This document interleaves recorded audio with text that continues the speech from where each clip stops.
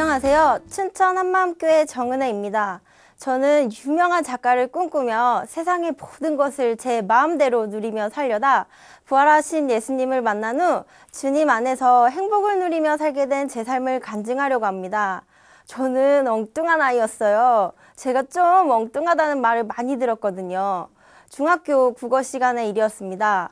어느 날 선생님께서 비에 대한 시를 소개해 주셨는데요. 시를 다 읽은 후 선생님께서 얘들아 너희들 이 시를 듣고 느낀 점 없니? 하고 물어보셨습니다. 그러자 아이들은 네, 시의 느낌이 밝아요. 아름다운 것 같아요. 하고 대답했어요. 그러다 제 차례가 왔죠. 저는 이렇게 말했습니다. 네, 저는 이 비가 다 소말리아에 가야 한다고 생각해요. 거기는 밥을 못 먹어 굶어 죽는 사람들이 많으니까 물배라도 채워야 되지 않겠어요? 라는 저의 대답에 교실은 한바탕 웃음바다가 되었습니다. 이렇듯 저는 참 엉뚱했는데요. 제가 이런 성격이 된 것은 다 이유가 있었습니다. 그것은 바로 작가가 되고 싶다는 꿈 때문이었어요. 당시 TV에서는 인기 드라마가 방영되고 있었는데요. 드라마에서 작가의 역할을 하며 세상 속에서 당당하게 사는 주인공의 모습을 보는데 너무나 멋진 거예요. 그때부터 저는 작가라는 직업을 제 꿈으로 정하게 되었어요. 그 후 저는 좋은 작품을 쓰려고 많은 책들을 읽었고 사람들의 심금을 울리는 작품을 집필하기 위하여 항상 머릿속으로 작품 구상을 하고 살았습니다. 그런데 매일 이렇게 머릿속으로 작품을 생각하고 상상하며 살다 보니까 저도 모르게 남들이 쓰지 않는 어휘를 쓴다든지 좀 엉뚱하다 싶은 말들을 하는 거예요. 이런 저를 보고 사람들은 재밌다고 해주었지만 저의 이 마음속에는 항상 작품에 대한 고뇌가 있었습니다. 이런 저의 고뇌는 깊어지면 깊어질수록 작품의 완성도는 높아졌고요. 그래서 창작의 고뇌가 극에 달했던 학창시절에는 글짓기 대회에서 상도 받게 되었어요. 이렇게 학창시절을 보낸 저는 좀 더 글 쓰는 것을 전문적으로 배우고 싶어서 대학교는 문예 창작과를 가려 했는데요. 부모님의 강력한 반대로 원서조차 써보지 못했어요. 제가 좀 순정적이거든요. 결국 문예 창작과는 포기하고 대신 서울 모 대학교의 시나리오과에 갈 수 있는 시나리오 대회에 나가게 되었어요. 그래서 이것에 완전히 올인을 하여 남들 열심히 공부할 고3 시기에 유명 작가들의 여러 시나리오들을 보는 것에 열중했습니다. 또한 제가 가려던 시나리오과에 붙은 선배까지 수소문해 시나리오 쓰는 노하우에 대해서도 배우기도 했어요. 그렇게 열심을 다해 연습하고 대회장에 갔는데요. 저는 제가 봐도 기가 막히게 시나리오를 써서 내심 속으로 기대를 했었어요. 그런데 발표 날 보니 붙었을 줄 알았는데 떨어진 거예요. 상심을 하면서 이 사이는 왜 나를 알아주지 않나? 도대체 내가 뭐가 부족했기에 떨어졌을까를 생각해 봤어요. 그때 대회에 나가는 저에게 국어 선생님께서 좋은 글을 쓰려면 다양한 세상의 경험이 필요하다고 하신 말씀이 생각이 나는 거예요. 그래서 저는 이왕 세상의 경험을 하려면 세계적으로 경험해보자는 마음을 먹었고 남들이 하지 않는 언어를 찾다가 특수한 어문학과를 가게 되었는데요. 바로 그 과는 러시아과였습니다. 그런데 부푼 꿈을 안고 러시아과에 왔는데요. 러시아어는 하면 할수록 너무나 어려운 거예요. 나중에 알고 보니 러시아어가 세계에서 어려운 언어 탑 10에 들더라고요. 어쩐지 영어로는 안녕하세요가 하이 하고 이렇게 짧잖아요. 그런데 러시아어는 안녕하세요가 지드라스 부이체 하고 이렇게 긴 겁니다.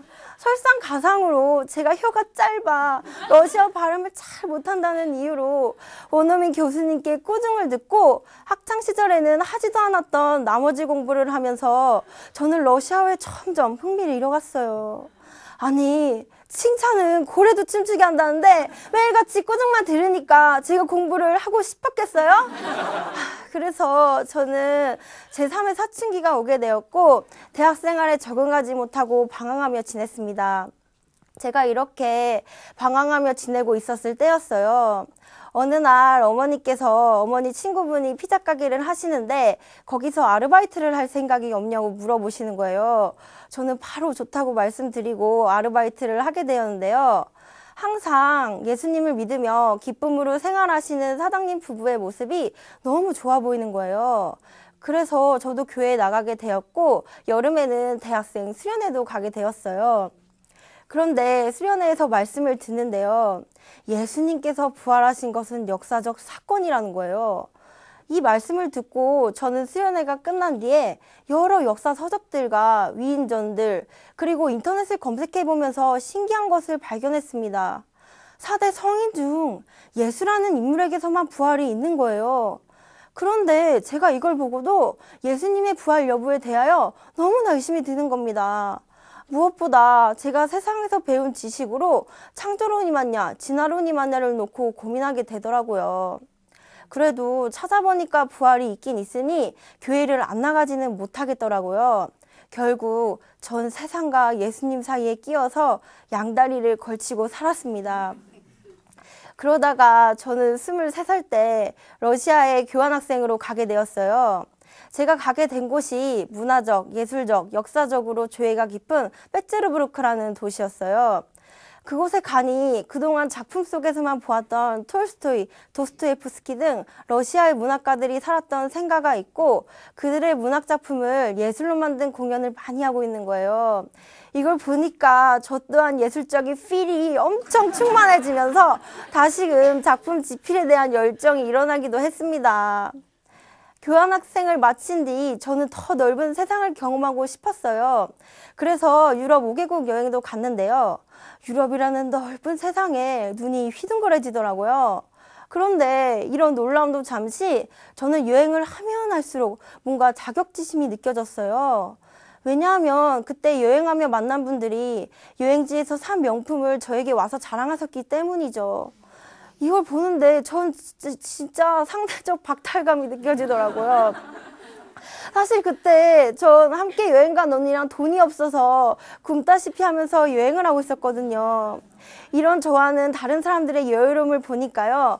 전 정말 좋은 작품 써서 한 방에 크게 성공하고 싶다는 생각이 10년 골수에 박혀버렸습니다. 그렇게 여행을 마친 뒤 한국에 도착해서 교회에 갔는데 저는 마음이 너무 답답했습니다. 교회만 가면 목사님께서 세상은 배설물이라고 말씀하시는데 저는 그 말씀에 전적으로 아멘할 수 없었기 때문이었어요. 제가 본 세상은 반짝이고 아름답고 재미있어 보이고 오색 찬란한 뭔가가 있을 것 같았어요. 솔직히 맛있는 거 많이 먹고 좋은데 여행 다니고 좋은 물건들 사고 사람들이 날 알아주면 좋잖아요? 그런데 목사님께서는 자꾸 배설물 얘기만 하시면서 그것이 아니라고 하시니 제 마음에서는 계속적인 충돌이 일어났습니다. 그러던 어느 날 제 인생을 송두리째 바꾼 사건이 생겼습니다. 제가 막 24살이 되었던 날이었는데요. 갑자기 어머니께서 전화를 하셔서 집에 빨리 오라고 아버지가 심폐소생술을 하고 있다고 말씀하시는 거예요. 저는 너무 놀라서 하나님 한 번만 저희 아버지 살려주세요. 제발요. 제가 다 잘못했어요. 하면서 집까지 막 뛰어갔어요. 그런데 어머니와 함께 아버지께 가는 도중에 작은 아버지께서 전화가 오셨는데 이제 형님이 괜찮다고 말씀하시는 거예요. 그래서 저와 어머니는 안심을 했죠. 막 병원에 도착했을 때였어요. 저희 모녀를 보자마자 작은 아버지께서 형수님, 형님이 갔어요 하고 말씀하시는 거예요. 저는 이 말씀을 듣고 정말 큰 망치로 머리를 내려치는 고통을 맞고 가만히 서 있었습니다. 정신을 차리고 어머니를 보니 어머니는 주저앉아 우시더라고요. 사실 그 전에 아버지는 친구분들과 함께 사업을 하시다 망하셔서 이 일 저 일 닥치는 대로 하고 계셔 늘 바쁘셨습니다. 안 그래도 자주 뵐 기회도 없었고 매일같이 전화 통화만 했던 아버지셨는데요. 마지막 인사도 못하고 일만 하다 돌아가시니 전 마음이 무너져 내렸습니다. 그래도 아버지 얼굴은 봐야 되잖아요. 그래서 시신을 확인하고자 안치실로 갔습니다. 거기 가니까 병원 직원이 사물함같이 긴 곳에서 손잡이를 탁 당기는데 거기 아버지가 계신 거예요. 그것도 잠을 자는 듯이 아주 평안하게요. 그런데 저는 그 모습을 보고 아버지가 돌아가신 것이 믿기지 않았어요. 그래서 아버지의 가슴에 손을 대보며 돌아가신 건 맞냐고 병원 직원에게 재차 물어봤습니다. 아버지의 몸은 마치 살아계신 것처럼 따뜻했거든요. 그러나 연거푸 들려온 대답은 사망하셨다는 겁니다. 하지만 그럼에도 저는 실감할 수 없었는데요. 화장터에서 아버지가 돌아가신 것을 확실히 보게 되었어요. 177cm의 그 컸던 성인 남성이 뼈가 되어서 나오는 걸 봤기 때문이죠. 막 육신이 타서 없어진 뼈에서는 김이 모락모락 나는데 저는 엄청나게 놀랐습니다. 그렇게 멍하게 그 뼈들을 쳐다보고 있는데요. 그 뼈들을 기계에 넣어 갈아버리니 한순간에 가루가 되는 거예요.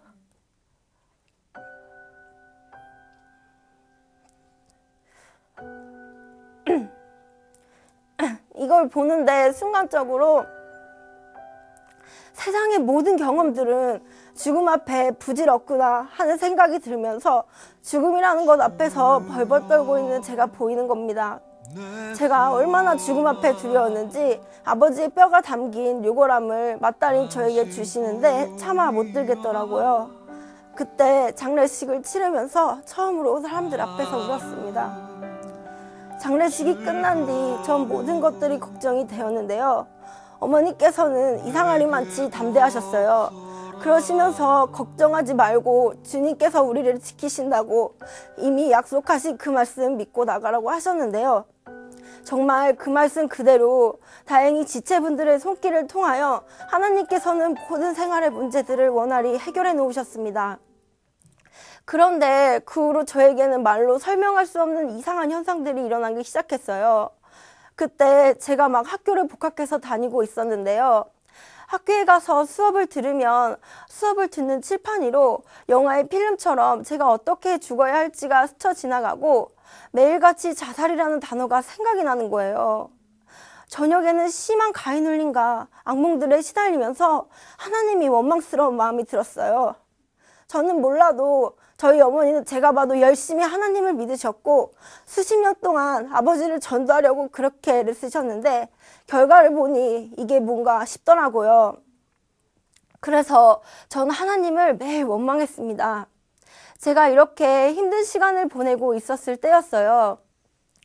어느 날 교회에서 저를 양육하시는 언니가 교회의 신앙훈련을 위해 운영하는 기숙사에 들어오라고 하시는 거예요. 저는 정말 간절하게 살고 싶어서 기숙사에 들어갔습니다. 그런데 기숙사는 거의 매일같이 지체들과 붙어있는 시간들이 많다 보니 제가 혼자 슬퍼할 겨를이 없는 거예요. 제가 슬퍼하려 하다가도 항상 양육해 주시는 언니가 말씀으로 교제해 주시고 지체들이 기도해 주니 전 슬픔도 점점 사라지고 어느 순간 가해눌림과 악몽도 사라지게 되었어요.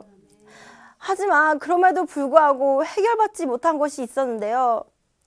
그것은 왜 하나님께서 우리 아버지를 마지막 인사도 나누지 못할 정도로 빨리 데려가셨나란 원망적인 마음이었습니다. 그렇게 2% 부족한 신앙생활을 하고 있었는데요. 교회만 가면 목사님께서는 항상 부활을 말씀하시는데 저는 전혀 감이 오지 않는 거예요. 예수님께서 십자가에서 죽고 부활하신 건 저도 모르는 것이 아닌데 왜 자꾸 이것만을 강조하실까 하는 생각이 들었어요.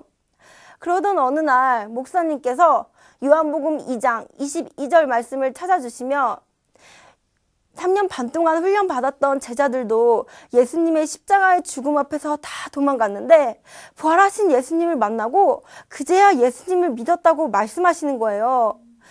이 말씀을 듣는 순간 저는 제가 부활하신 예수님을 믿는 것이 아니라 알고만 있었다는 사실을 깨닫게 되었습니다.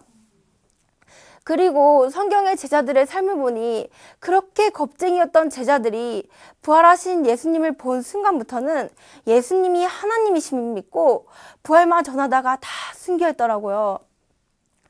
이것이 딱 보이는데 아버지의 죽음이 내게 실제인 것처럼 예수님이 부활하신 것도 실제인 것이 선명해졌습니다. 그제야 저는 머리로만 동의하는 지식적인 것이 아니라 마음으로 예수님의 부활하심을 믿을 수 있게 되었어요. 저도 지금 만약에 돌아가신 아버지가 살아서 제 앞에 나타나신다면 얼마나 놀랐겠어요. 그런데 지금 제자들 앞에 실제로 그 일이 벌어진 거잖아요.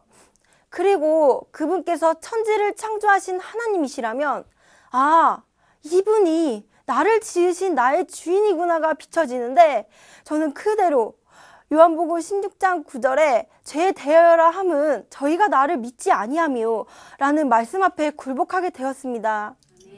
그분께 굴복하고 보니 제가 그동안 감히 주인이신 분을 원망하고 욕을 하며 핍박했던 자였더라고요. 아버지의 생명 또한 내 것이 아닌 하나님의 것인데 왜 우리 아버지 데려가셨냐고 하면서 악을 썼던 것이 너무나 회개가 되었어요. 그리고 그냥 저 자신이 혼자서는 아무것도 할 수 없는 존재임을 인정하게 되더라고요. 그동안 내 인생, 내 생각대로 된 적 없었고 내 가족의 생명 또한 내가 지키지 못했고 나의 생명 또한 내가 주관할 수 없음이 보이니 저는 정말 티끌 같은 존재였습니다. 그렇게 보잘것없는 제 존재를 인정하고 그분 앞에 섰는데요. 저는 모든 세상 것들을 즐기고자 했던 것이 주인 앞에 얼마나 볼품없는 반항인지를 깨닫게 되었습니다. 그분께서 나를 만드셨는데 내 마음대로 한다는 것 자체가 진짜 반항이더라고요. 그러니 전 정말 죽음만 바라보며 벌벌 떨던 우리에게 하나님을 믿을 수 있는 증거, 부활을 주신 그분의 그 넓은 사랑에 너무나 감격이 되었어요. 그분의 사랑에 감격이 되니까요. 이제는 나를 사랑하며 내 양을 먹이라 라고 하신 말씀에 순종하여 세상을 쫓던 유명 작가의 꿈을 그냥 놓게 되었고요. 대신 영원한 것을 쫓아 영혼에 투자하며 살고 싶다는 꿈으로 바뀌었습니다. 그 후 저는 자원하는 마음으로 중고등부 교사에 지원하여 현재 고등학생 아이들을 양육하고 있는데요. 이 아이들을 보면서 하나님의 마음을 조금이나마 더 잘 알게 되는 것 같아요. 제가 영혼에 대한 뜨거운 마음을 더 부어달라고 기도를 하던 와중에 저는 하나 바뀐 생각이 있어요. 그것은 그동안 그렇게 하기 싫어서 도피했었던 러시아어를 해야겠다는 마음입니다. 그동안 원어민 교수님과의 불화로 러시아어를 한다는 것은 제게 고통이었습니다. 정말 복수 전공까지 할 정도로 스트레스였는데요. 이제는 이 언어를 조금이라도 말할 수 있는 것이 즐거워졌어요. 왜냐하면 러시아어를 쓰는 영혼들에게 언젠가 복음을 선포할 날이 있을지도 모르니까요. 러시아어를 조금이라도 잘 말해보고 싶다는 제 마음을 주님께서는 알아주셨는지 전 얼마 전에 러시아어 자격증도 취득할 수 있게 되었어요. 또한 부활하신 주님께서 저의 주인이신 것이 확실해지니 복음 증거하는 것도 너무나 쉬운 일이 되어버렸습니다. 그전에는 들은 말씀이 많아서 이것저것을 말하다가 논쟁이 되어버리기 일쑤였는데요. 이제는 십자가에서 죽고 부활하신 사건을 통해 예수님께서 하나님이라는 사실만 전하면 되니까 너무 쉬워요. 그래서 예수님을 주인으로 모신 뒤 즉시로 나가 과의 후배에게 십자가에서 죽으시고 부활하신 예수님은 하나님이라는 확실한 사실만 전했는데요. 마음이 갈급했던 과의 후배는 예수님을 영접하게 되었어요. 제가 복음 증거를 하면서 느낀 것이 있어요. 그것은 제게 닥쳤던 아버지의 일은 죽음을 먼저 본 자로서 죽음을 보지 못한 사람들에게 이 죽음을 이기신 예수님을 증거할 수 있는 생동감 있는 간증이 되었다는 겁니다. 이제 아버지의 죽음은 제 인생에서 가장 충격적인 사건이 아니에요. 왜냐하면 나의 주인 대신 전능자 하나님을 만난 사건이 가장 충격적이고 엄청나게 큰 사건이기 때문입니다. 저는 이제야 진짜 인생을 살고 있습니다. 죽음 문제를 해결해 놓으신 주님 안에 있으니 겁날 것도 없고 두려워할 것도 없어 자유함이 임합니다. 그리고 주님을 점점 알아가면서요. 제가 유명 작가가 되어 행복하게 살고 싶어 하려고 했다는 것은 잠깐뿐이라는 게 선명해지니 과거에 제가 꿈꿔왔던 것은 가짜 행복이었더라고요. 그런데 이 가짜를 붙잡고 신나게 고생할 뻔하다가 부활하신 예수님을 만나고 진짜 행복을 거저 얻게 된 것이 너무 감격스러워요. 그러니 제 인생 정말 대박난 건 아니겠어요? 네.